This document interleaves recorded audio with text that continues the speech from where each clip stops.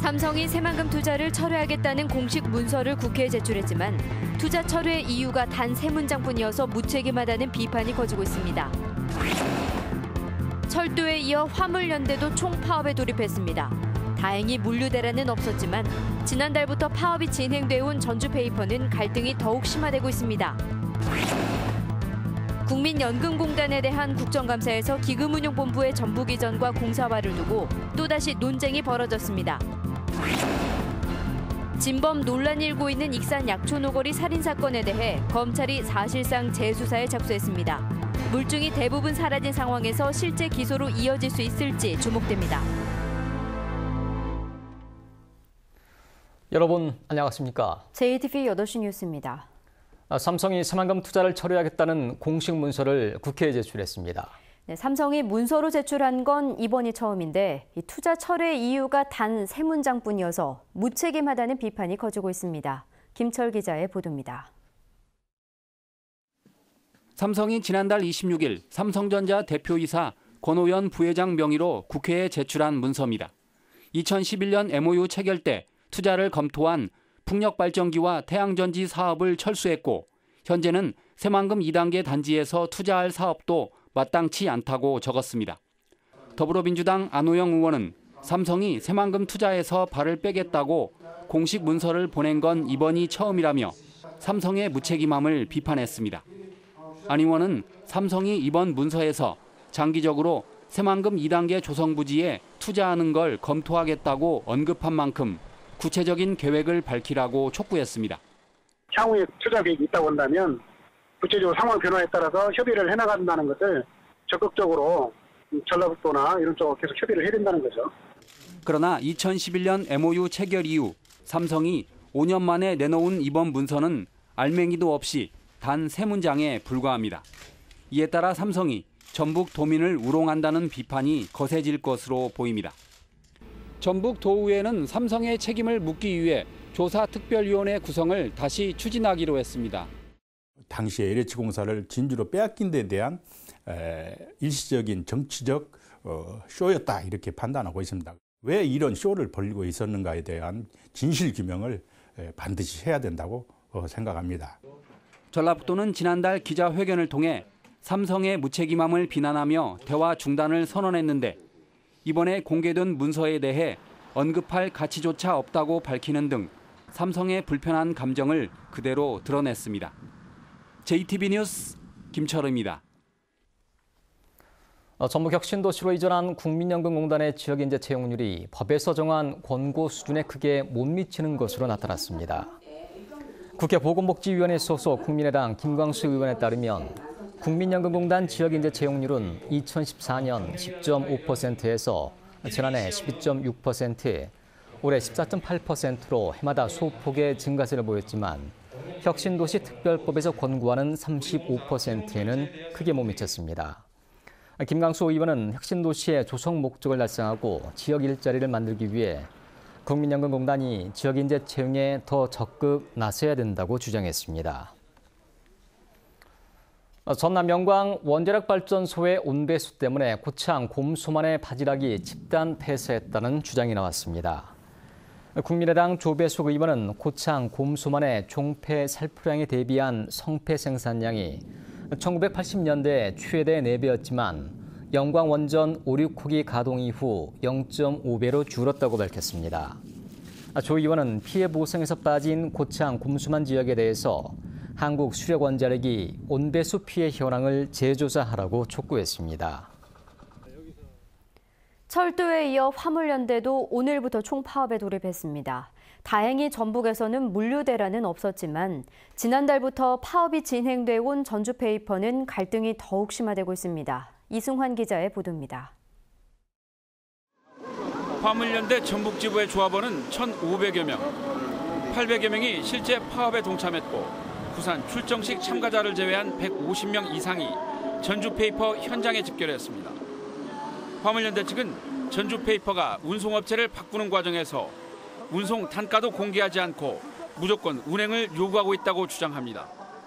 또 주요 화물인 우드칩 전용 차량은 일반 화물을 운송하지 못해 빈차로 돌아가야 하지만 사실상 편도 운송비를 강요하고 있다는 입장입니다. 일반찜하고 우드시 짐을 싣고 내려오면 운반비가 어느 정도 맞아요. 근데 지금은 이제 완복으로 해가지고 그 하나만 실어야 하니까 만약에 걸리면은 그것을 딱 철수를 해야 하고 다시 원상복귀 시키고 벌금을 맞이하니까. 전주페이퍼는 화물연대가 9월 23일부터 차량 출입을 막아 생산 라인 절반이 멈추는 등 공장 가동에 차질을 빚고 있습니다. 회사 측은 화물기사 가운데 70%가량은 운송에 참여하고 있는데도 화물연대 조합원 측만 무리한 요구를 한다는 입장입니다. 저희하고 계약한 조건에 맞춰서 지금 운행을 하고 있는데 그에 반해서 지금 현재 파업을 하고 있는 7, 8분의 그 기사분들은 저희한테 무리한 요구 조건을 이유로 해서. 전주페이퍼는 운송 문제는 운송업체와 화물기사들의 문제라며 대화에 나서지 않고 있는 가운데 화물연대 총파업까지 겹치면서 사태가 장기화할 우려를 낳고 있습니다. JTB 뉴스 이승원입니다. 도내 사립중고등학교에 영양교사가 한 명도 배치되지 않은 것으로 나타났습니다. 국회 유성엽 의원이 전북교육청에서 제출한 자료를 분석한 결과 도내 117개 사립중고등학교에 배치된 영양교사는 단 한 명도 없고 정규직 영양사 1명과 공무직 영양사 87명이 근무하는 것으로 집계됐습니다. 유성엽 의원은 학교 급식 관련 사고가 끊이지 않는 상황에서 이를 예방하고 관리할 영양교사에 대한 중요성 인식이 부족하다고 지적했습니다. 도내 학생들의 1인당 교육비가 957만 원인 것으로 나타났습니다. 교육부가 제출한 국정감사 자료를 보면 지난해 세출 결산을 기준으로 도내 학생 1인당 교육비는 957만 원으로 전국 17개 시도 교육청 가운데 5번째인 것으로 집계됐습니다. 전국에서 1인당 교육비가 가장 많은 곳은 세종시로 2,049만 원이었으며 경기도는 645만 원으로 가장 적었습니다. 국민연금공단에 대한 국정감사가 오늘 열렸습니다. 이 자리에선 기금운용본부의 전북 이전과 공사화를 놓고 지난해에 이어서 또 논쟁이 벌어졌습니다. 송창용 기자가 보도합니다. 국민연금공단에 대한 국회 보건복지위원회의 국정감사. 여당 의원들은 국민연금공단 기금운용본부 직원들이 내년 2월 전주 이전을 앞두고 잇따라 이탈하고 있다며 기금운용본부를 지금처럼 서울에 두는 방안을 검토해야 한다고 주장했습니다. 서울에 근무한다든지 이런 걸 통해서 이분들이 이탈하지 않도록 하는 또 대안 또한 고민을 하셔야 합니다. 야당 의원들은 근무와 정주 여건 개선만으로 충분하다며 계획대로 이전해야 한다고 반박했습니다. 전주 시대를 외면하지 않고 계속 충원될 수 있도록 충분한 근무 여건과 대우를 마련해 주는 것, 이게 굉장히 우선돼야 할 것이라고. 어떻게 전북의 혁신도시 안착시킬 것인가 하는 부분에 주력을 하셔야지 시간 벌기하고 언제든지 공사화해서 다시 서울로 가겠다 그런 생각 가지고 있는 거예요. 문영표 국민연금공단 이사장은 기금운용본부의 전북 안착을 위해 노력하고 있지만 공사화는 필요하다며 기존 입장을 굽히지 않았습니다. 저는 개인적으로는 공사가 필요하다고 생각합니다. 이것이 전주 이전하고는 아무 관계가 없습니다. 국민연금의 운용 수익률과 고갈에 대한 논란도 이어졌습니다.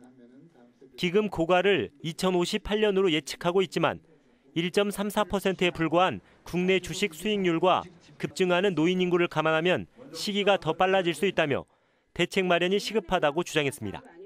연금공단에서 2018년도에 우리 다시 한번 그 재정 개선을 하게 돼 있습니다. 그렇죠? 예. 뭔가 조금 국민적인 공감대 형성이 좀 필요한 것 같은데. 늑장 공시 논란이 있는 한미약품에 대해 손해배상을 청구하고 가습기 살균제 관련 기업과 전범 기업에 대한 투자를 철회해야 한다는 주장도 제기됐습니다. 주식과 채권과 대체 투자 포함해서 3조 1,142억 원을 투자를 했습니다. 알고 계십니까? 이 밖에 국민연금공단 국감에서는 노조의 반대에도 성과 연봉제를 밀어붙였고 저소득층을 위한 지원이 부족하다는 비판이 잇따랐습니다. JTB 뉴스 송창용입니다.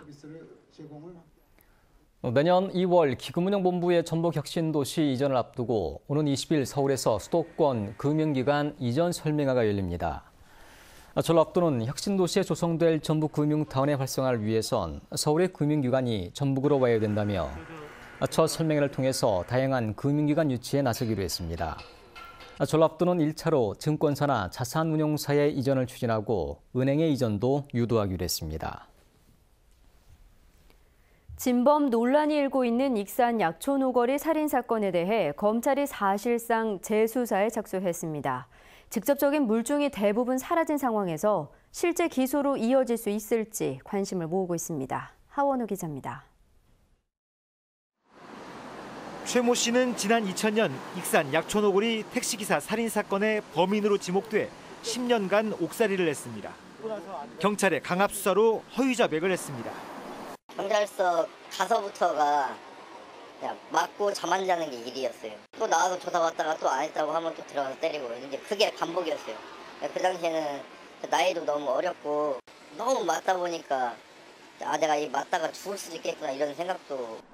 그런데 경찰이 사건 발생 3년 만에 새 용의자로 김 모 씨를 붙잡았습니다. 김 씨는 범행 사실을 모두 인정하고 범행 동기와 과정을 매우 구체적으로 진술했지만 검찰은 기소도 하지 않고 김 씨를 풀어줬습니다. 재수사를 해야 한다는 여론이 높았지만 검찰은 최 씨에 대한 무죄가 확정되지 않았다며 최 씨가 범인이라는 입장을 고수해왔습니다. 그런데 최근 전주지검 군산지청이 별도의 수사팀을 꾸려 사실상 재수사에 착수한 것으로 알려졌습니다. 검찰은 당시 수사경찰관과 택시회사 관계자 등 사건 관련자들을 참고인으로 불러 조사했습니다. 오세인 광주고검장도 국정감사에서 최 씨가 범인이 아닐 가능성도 열어두고 있다고 말했습니다. 만에 하나 그 재심 피고인들이 범인이 아닐 가능성까지 다 염두에 두고 저희가 객관적으로 사건을 바라보려고 하고 있고. 하지만 범행에 사용된 흉기는 물론 이를 목격했다는 김 씨의 친구까지 세상을 떠나 김 씨의 유죄를 입증하는 데는 상당한 어려움이 있을 것으로 보입니다. 진범을 풀어주고 어린 소년에게 억울한 옥살이를 시켰다는 논란 속에 검찰이 어떤 수사 결과를 내놓을지 관심이 모아지고 있습니다. JTB 뉴스 하원호입니다. 전북경찰청은 자치단체가 발주한 하도급 공사 수주를 도와주는 대가로 건설업체로부터 금품을 받은 혐의로 고창군 의회 이모 의원을 구속했습니다. 이 의원은 고창군이 발주한 갯벌 생태지구 조성사업의 하도급을 구속된 50살 김모 씨 업체가 수주받도록 돕는 대가로 6천만 원 상당의 금품을 받은 혐의입니다. 충남에서 열리고 있는 전국체전 나흘째인 오늘 전북 선수단이 종합순위 11위를 유지했습니다. 전북은 카누 이순자와 궁도 이형춘이 2관왕에 오르는 등 오늘 하루에만 금메달 11개를 따내며 어제에 이어 종합순위 11위를 달리고 있습니다. 전북은 내일 양궁과 요트 등 26개 종목에서 추가 메달을 노립니다.